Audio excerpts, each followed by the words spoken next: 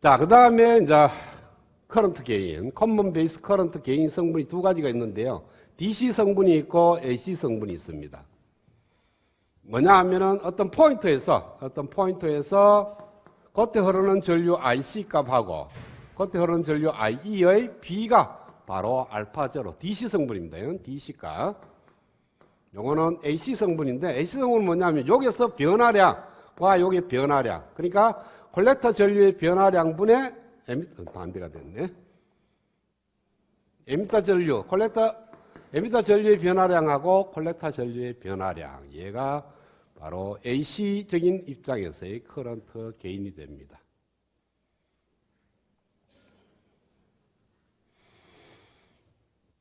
자, 그랬을 때 알파 제로는 표현하면은 토탈이니까 자, 여기서 커런트를 따지는데 커런트 데시티를 따져도 되는 것이 이건 단면적 A는 다 공이 똑같죠. 그렇죠?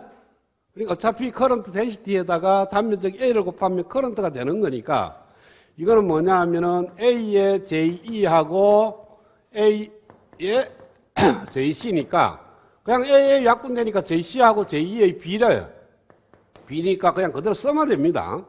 그래서 여기가 E고 자꾸 거꾸로 쓰네. JNE 플러스 JPE 플러스 JPE 분의 JR이죠. 분의 JNC 플러스 JPCO 플러스 JG 이렇게 만들어집니다. 근데 알파는 라운드 IE분의 라운드 IC니까 자 봅시다. 인가되는 전원이 변하게 되면 에미터와 베이스 사이에 인가되는 전압이 시간에 따라서 변화되고 콜렉터하고 베이스 사이에 인가되는 전압도 시간에 따라서 변하면 이 토탈 전류에서 이 전류는 변할 수가 있죠. 인젝션 되는 캐리어가 시간에 따라 변할 거고 그 다음에 당연히 홀도 인젝션 되는 것도 변할 거고 그 다음에 이 자체 내에서 들어오는 양과 나가는 양도 시간에 따라서 변하니까 리콤비네이션 되는 양도 시간에 따라서 변할 거고 그 다음에 얘도 마찬가지죠. 얘도 넘어오는 캐리어도 얘가 넘어오는 양이 많으면 많이 넘어갈 거고 적게 넘어오면 적게 넘어갈 거니까 얘도 시간에 따라서 변하고 당연히 리콤비네이션 되는 양도 시간에 따라서 변하게 되는데 문제는 뭐냐면 얘 두 개입니다. 이것이 전압이 변하더라도 이거는 리버스 세츄레이션 커런트니까 VCB가 크든 적든 일정 전류가 흐릅니다. 그렇죠? 역방향 포화 전류니까. 그 다음에 제너레이션 되는 것이 주변에 전압이 이어서 제너레이션 많이 생기고 적게 생기는 건 아니죠. 서머리 이어서 제너레이션 되는 거니까 주변에 온도가 일정하면은 얘도 일정한 값을 만드는 겁니다. 얘 두 개만 신호에 따라서 알아서 변하지 않는 텀이에요. 그래서 알파 값은 이 중에 얘 두 개만 빼면 돼. 그래서 JNE 플러스 JR 플러스 JPE 분의 JNC가 바로 알파 값을 만드는 겁니다.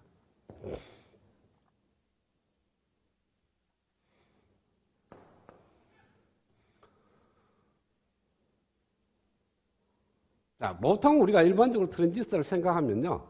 다 생략하고 얘만 따져요. 많이. 왜냐하면 나머지 전류 성분들은 작아서 무시를 하는 거니까 보통 생각을 하지 않습니다. 근데 이제 여기서는 전자회로일 때는 그래요. 전자회로일 때는 이 세 개의 성분만 갖고 알파 값, 베타 값을 만들어내는데 이건 반도체 공학이니까 좀 더 세밀히 들어가서 얘네들 전류 성분까지도 다 고려를 해보자. 근데 바로를 못 구하니까 얘를 구하는 방법을 조금 달리 합니다. 그러니까 알파를 바로 구하려고 그러면 힘이 드니까 이 전류 성분하고 이 전류 성분을 저 마이너스 캐리어 분포로부터 구해내기는 내는데 내도 굉장히 복잡한 수식이 되는 거니까 그 수식을 갖고 우리가 판단하기가 굉장히 어려워요. 그래서 이 전류 성분을 게인을 조금 다르게 합니다. JNC하고 JNE하고 그러니까 뭐냐 하면은 여기서 에미터에서 얼마만한 캐리어가 베이스로 넘어왔는데 그 넘어온 양의 몇 퍼센트가 콜렉터로 넘어가느냐 요 B가 중요한 거니까 그거의 B를 먼저 구합니다. 그 다음에 JNE를 위에 만들어줬으니까 밑에 분모를 생략하기 위해서 꽂고 얘가 그대로 분모 오는데 여기 그냥 오지 말고 요걸 또 한 번 더 거쳐가 가는 거예요. 곱하기. 그러니까 오늘은 뭐냐 하면은 JNE 성분 중에 두 개의 성분이 있습니다. 즉 다시 말해서 에미터 영역이 N타입, 그 다음 베이스 영역이 P타입이 있는데 에미터에서 베이스로 인젝션되는 일렉트론에 의한 전류 성분과 베이스에서 에미터로 인젝션되는 홀에 의한 전류 성분 중에 일렉트론의 전류 성분이 몇 %냐를 따지는 겁니다. 이거는. 그 다음에 얘분의, 이제 남은 건 뭡니까? JNE 플러스 JR 플러스 JPE 분의 JNE 플러스 JP. 그러면 얘 두 개 약분되고 얘 두 개 약분되니까 이 수식하고 이 수식은 맞을 거예요. 그렇죠? 그래서 얘 성분을 또 고려를 해보자. 이거는 어떤 의미냐면은 토탈 에미터 전류 성분 중에 요게 리콤비네이션 되는 성분이 얼마가 되느냐. 그걸 따지는 건데, 그러면은 토탈 전류 성분분의 분자가 JR로 들어가야 되는데 지금 JR로 들어가면 이 수식을 못 만듭니다. 그렇죠? 그래서 JR이 빠진 식으로, 그래, 역으로 구한다는 거죠. 그러니까 만약에 얘가 90%다. 그러면 어떻게 돼요? JR 성분이 10%라는 뜻이죠. 그렇죠?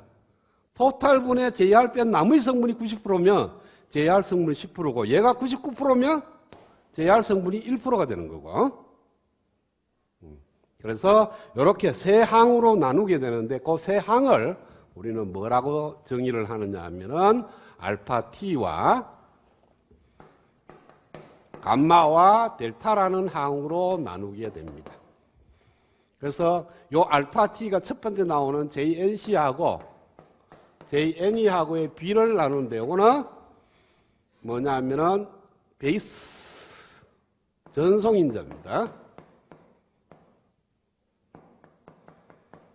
무슨 말이냐 하면은 에미터에서 베이스로 넘어온 캐리어 중에 얼마만한 양이 콜렉터로 넘어가느냐, 전송하는데 필요한 양이냐는 겁니다. 얘가 1에 가까우면 가까울수록 에미터에서 콜렉터로 넘어온 양이 전부 다 콜렉터로 넘어간다는 거니까 얘가 1에 가까우면 가까울수록 알파가 1에 가깝습니다. 즉 알파 T도 1보다 클 수는 없어요. 넘어온 양보다 더 많은 양이 콜렉터로 넘어갈 수는 없는 거니까 알파 T는 1보다는 항상 적어요. 그러니까 JNC보다는 JNE가 크다는 거예요. 항상. 왜? JNE는 넘어온 토탈 커런트고 JNC는 그 중에 일부가 리콤비네이션 되고 나머지 성분이 콜렉터로 넘어갈 거니까 JNC는 JNE보다 클 수가 없습니다. 그래서 얘는 1보다 작고. 그 다음 두 번째 있는 얘가 감마입니다. 그래서 JNE 플러스 JPE 분의 JNE. 요거는 베이스 인젝션 주입 호열 에미터 인젝션 코에피션트 팩트 에미터 주입 효율 인자. 인자를 해서 요거는 어떤 의미냐면은 여기서 베이스하고 에미터 사이에 흐르는 전류 중에 크게 일렉트론에 의한 전류 성분과 홀에 의한 전류 성분 크게 나는 얘는 뭐 그냥 리콤비네이션 되는 아주 작은 성분이니까 얘는 무시하고 크게 나눠서 얘가 일렉트론에 의한 전류 성분이고 얘가 홀에 의한 전류 성분인데 트랜지스터의 동작 원리가 뭡니까? 에미터에서 베이스로 인젝션된 캐리어가 컬렉터로 넘어가는 건 얘가 트랜지스터의 기본 원리입니다. 원리이기 때문에 얘는 뭡니까? 트랜지스터하고 전혀 무관한 전류 성분이에요. 그래서 트랜지스터로서 역할을 하는데 전혀 기하지 않는 전류 성분이 에미터 전류 성분의 몇 %를 차지하느냐? 그것이 바로 이 감마가 의미하는 거예요. 그러니까 캐리어가 인젝션 되는 이 100개 중에 몇 개가 콜렉터 전류에 영향을 미치느냐? 그래서 일렉트론에 의한 전류 성분, 얘가 영향을 미치는 거니까 얘 성분이 토탈 전류 성분의 몇 %냐? 그것을 갖다가 우리는 감마라고 두고 감마를 갖다가 에미터 주입 효율 인자라고 얘기를 합니다. 그 다음에 마지막으로 델타가 여기는 재결합 인자입니다. 그래서 JNE 플러스 JR 플러스 JP분의 JNE 플러스 JP. 그러니까 요 성분이 과연 얼마만큼 되느냐를 따지는 건데 분자에 JR이 들어가야 되는데 JR이 안 되고 반대로 들어간 것은 이 수식을 맞추기 위한 거예요. 그래서 재결합 인자라고 얘기를 합니다. 그래서 우리가 구하고자 하는 알파는 알파 T에다가 감마에다가 델타를 곱한 겁니다. 그 다음에 알파 t도 1보다 적고, 그 다음에 감마도 당연히 1보다 적고, 델타도 1보다 적습니다. 왜? 봐요. 넘어온 양보다 에미터에서 온 전류에 의해서 콜렉터로 넘어가는 일부가 넘어간다 그러니까 이건 당연히 1보다 적고, 그 다음에 둘 수익은 보면은 분모가 분자보다 항상 커요. 그렇죠? 그렇기 때문에 1보다 적은데, 얘네들이 얼마만큼 1에 가깝냐에 따라서 1에 가까운 정도를 갖고 알파가 1에 가깝지는 정도를 나타냅니다. 이유는 뭡니까? 알파가 0.9면 우리가 쓰고 있는 베타는 10이 됩니다. 그렇죠? 보통 9 정도 되죠. 왜냐하면 베타가 나중에도 유기하겠지만은 이런 수식이 돼요. 그래서 알파가 0.9면은 베타는 9 정도 되고요.